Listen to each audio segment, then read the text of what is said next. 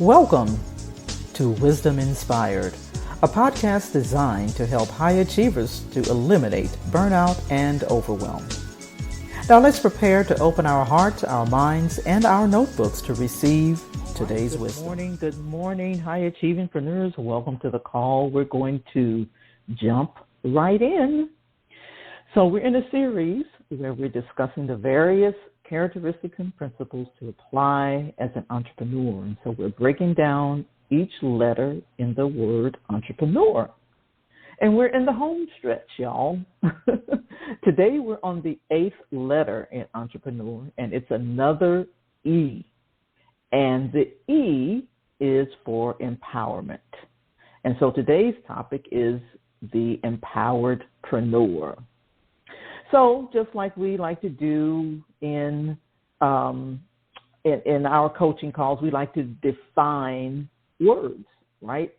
And so we define empowerment as strength. It's only found in biblical related Greek, the Greek meaning, and it's translated from the combination of two words, in and then Endunamoo, and that in is spelled E-N, and Endunamoo is spelled D-U-N-A-M-O-O. It means I fill with power, strengthen, make strong, and it implies that there is power that's coming from elsewhere. So when Jesus commissioned his disciples to reach the world with his message, he gave them power. He gave them the power that was needed to succeed. He didn't promise his disciples clout. He didn't promise them recognition or influence, but he promised them power. And he promised to supply what they needed to succeed and walk in their assignment. He invested time and energy developing them, and he spent 3 years educating them to lead the church. He supplied what they needed to accomplish the task that was given to them and promised them the Holy Spirit who would work through them to achieve God's plan. He empowered them.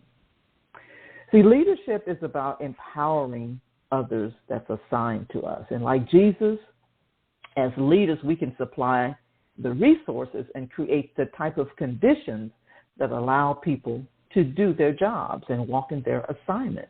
And what that looks like in business, it's like when a manager delegates part of their responsibility for decision-making to their subordinates and then actually allows them to exercise that authority.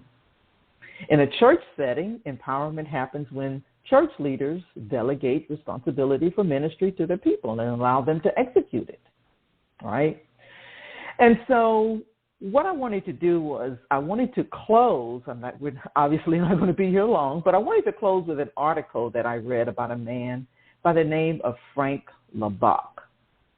He was a Christian missionary to the Philippines. He had been a Christian most of his life, and he had dedicated his life to taking the gospel to foreign people.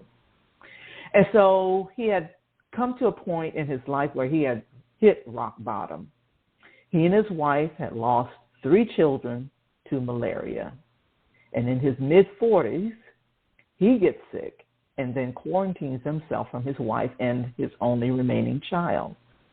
And so while in quarantine, he discovered that he could live in intimate communion with God through the Holy Spirit.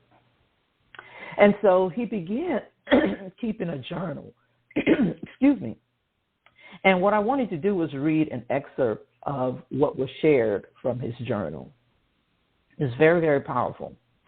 So he says, I asked God, how wonderful do you wish this hour alone with me to be? And God answered convincingly, it can be as wonderful as any hour that any human being has ever lived.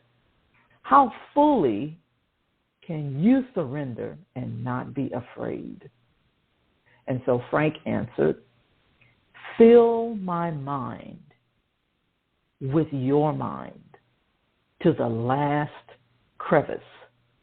Catch me up in your arms, God, and make this hour as terribly glorious as any human being ever lived, if you will. And so here's someone who became committed to live in constant, conscious communion with God. And not only did this transform him personally, but it also empowered him in his God-given assignment. Because part of his concern, or his main concern, was about poverty and injustice and illiteracy. And he felt like these were barriers to peace in the world. And so he went on to make a significant impact in this area on illiteracy. In fact, in 1955, he founded Labak Literacy program, and that has been used to teach millions to read in their own language.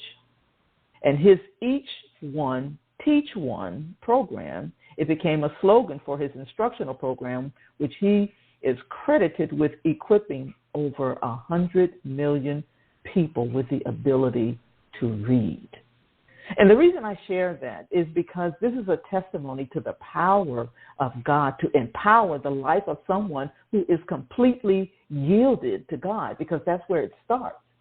He was empowered to accomplish what he did by an external source, but he wanted that experience. He wanted that unlimited empowerment.